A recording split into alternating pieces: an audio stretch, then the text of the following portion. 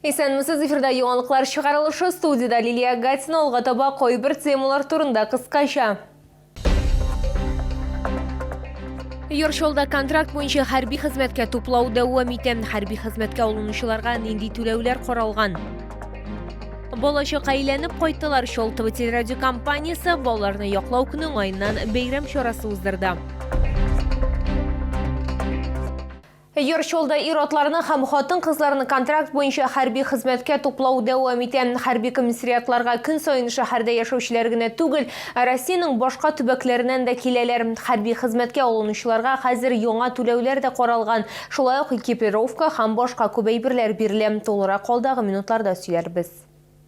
Вятич кушаматлы хәрби чаллыга Киров өлкәсе Малмыждан килгән, ул хәрби хезмәткә контракт төзегән. Ир-егет сүзләренчә, якыннары аның ниятен хуплаган. Аның бер туган Вятичда махсус хәрби операция башланганнан бирле алгысызлыкта. Хәзер инде абыйсы да фронтка китә. Рассуждал недолго, вышло это банально. Играли песни под гитару, заиграла армейская музыка. Как бы появились мысли. Знакомых много там уже, друзей. Братишка там служит. Как бы мысли появились, с утра взял, позвонил. Тут же приехал, подписал контракт. Паз исемле хәрби Пермь өлкәсе Чайковскийдан килгән, аның сүзләренчә, ныклык һәм батырлык үрнәге булып аның бабасы һәм әтисе тора. Алар фин-япон Бөек Ватан сугышында катнашкан, аның әтисе Әфганстанда хәрби хәрәкәтләрдә катнашучы. Алар туган илне яклаган, хәзер инде чират менә аңа да җиткән. Я патриот своей страны, я вырос в СССР. Заканчиваю Российской Федерации. Как бы страна моя, родина моя. У меня здесь дети, жена, семья. Друзья, близкие. Кто-то же должен, а кто если не мы. Наши деды воевали, видимо, не добили недобитков. Кто-то же корень этот пустил, значит, был недобиток. Мы будем добивать. Башка шәһәрләрдән килүчеләргә ярдәм күрсәтелә, аларны каршы алалар, туклану һәм тору урыны белән тәэмин итәләр. Бер көн эчендә алар медицина тикшерүе үтә ала, транспорт мәсьәләсе дә хәл ителгән. Тукай районында һәм Шолда яшәүчеләр дә хәрби хезмәткә контракт төзи. Влад шуларның берсе, үзенең карарын ул дусларының махсус хәрби операция зонасында булулары белән аңлатты. Иң мөһиме Россиянең яңа төбәкләрендә яшәүче тыныч халыкны яклау. Я считаю, что там мирные люди страдают от этой войны, им тоже нужна поддержка. И как бы хочу им помочь и всему народу.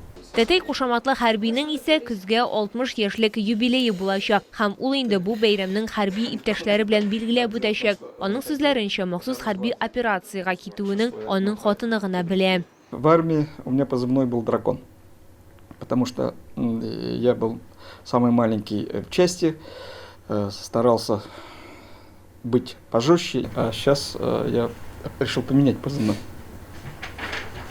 Я думаю, что дело в том, что я иду ради сыновей, внуков.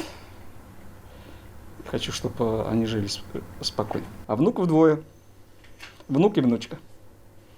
Поэтому ради них я готов служить, помочь своей родине.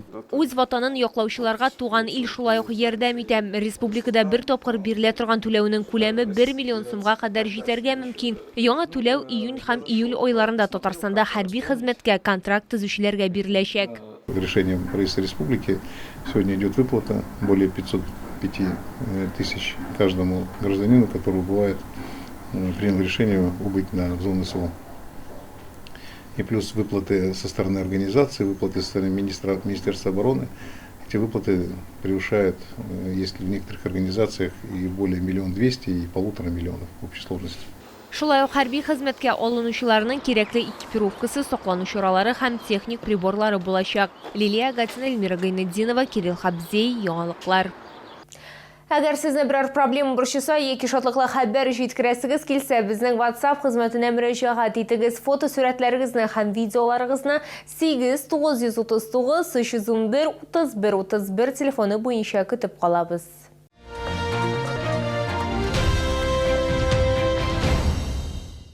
Габдулла Тукай яр буенда шәһәр буйлап интеграл деген математика вест уен узды. Аны Яр Чаллы педагогика университетының кама математика үзәге оештырган. Шәһәрдә мондый уен беренче тапкыр үткәрелә. Мәктәп укучылары һәм студентлар истәлекле урыннар буйлап җаваплар эзләде.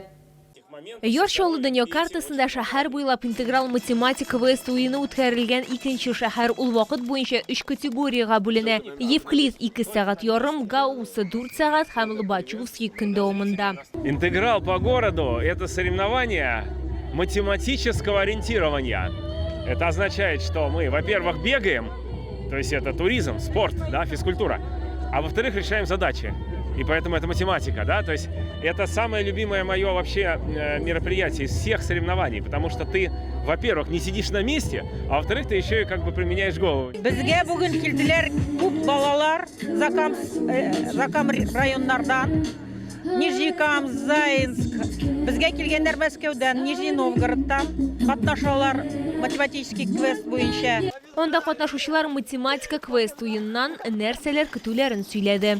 Мин бу квестта катнашам, җиңәрбез дип уйлыйбыз. Математик биремнәрне чишүдә 60-тан артык команда катнашты. Оештыручылар мондый чараны традицион рәвештә үткәрергә планлаштыра. Лилия Гатина, Яна Вальдю, Кирилл Хабзей, яңалыклар. Балачакка әйләнеп кайттылар. Шолтовы телерадиокомпаниясе балаларны яклау көне уңайыннан бәйрәм чарасы уздырды. Балалар һәм олылар өчен тамаша әзерләнде. Әниләр һәм әтиләр балалар белән беррәттән конкурсларда катнаштылар, җырладылар, бейделәр һәм призлар алдылар. Тулырак алдагы минутларда. Шолтовы телерадиокомпаниясе яшь балалар өчен бәйрәмне традицион рәвештә җиңү паркында оештырды. Балаларны шәһәрнең бию коллективлары, модель мәктәбе, шулай ук озын буйлы курчаклар һәм күңелле клоун сөендерде. Шундай кызык, шундай рәхәт монда, иматур.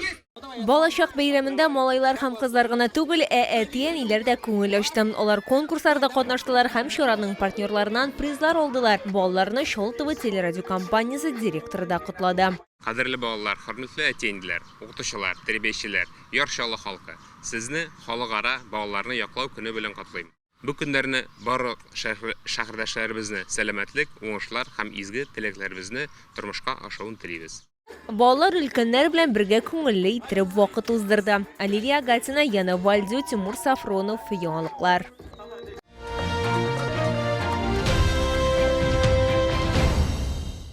Яр Чаллыда Белоруссия киемнәре күргәзмәсе шәндә дәвам итә. Бирдә барлык сезоннар өчен ир-атлар һәм хатын-кызларга берничә 100 пар аяк киемнәре тәкъдим ителә. Моннан тыш төрек текстиле дә тәкъдим ителә. Күргәзмә Үзәк сәүдә үзәгендә урнашкан элеккеге балалар дөньясы бинасында.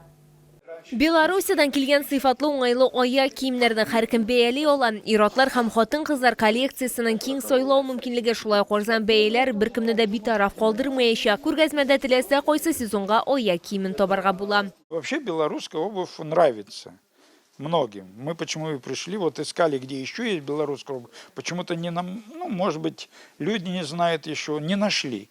Вот пока вот единственный магазин, вот мы вернулись опять сюда и все-таки купили здесь. Күргәзмәдә шулай ук төрек текстиле дә тәкъдим ителгән. Монда сыйфат һәм уңайлыкны бәялүчеләрне сөендерә торган төрле үй уңайлыкларын сатып алырга мөмкин. Юрганнар һәм мендәрләр, кровать комплектлары һәм плетлар йомшаклык һәм уңайлылык белән аерылып тора. Вчера по совету продавца приобрел себе подушку. Сказали, что она снимает стресс и дает возможность хорошо выспаться. Думал, что шутят. Но действительно проснулся, полный энергии и сил. Решил приобрести себе еще 4 подушки. Себе, маме и любимой теще. Подушки очень отличные, всем советую. Такие комплекты подходят для тех, кто ценит качественный и здоровый сон, ведь от него зависит запас бодрости и сил здоровья нервной системы. Одеяло из комплекта имеет уникальный дизайн стежки. Оно может использоваться как легкое летнее одеяло или как демисезонное, благодаря своему дышащему наполнителю. Такие комплекты очень легко стираются вместе с одеялом, а избавят вас от процедуры упаковки одеялов под одеяльник. Белоруссия аяк киемнәрен һәм текстильне Мусачил проспекты 55Б Үзәк сәүдә үзәге элеккеге балалар дөньясы бинасы 10-нчы бүлек адресы буенча алырга була.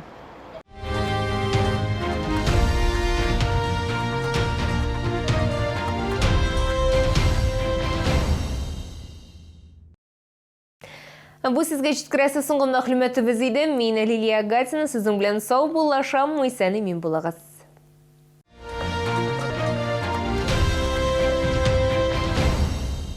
Күңел радиосы. Чорчаллы. 92.6 FM.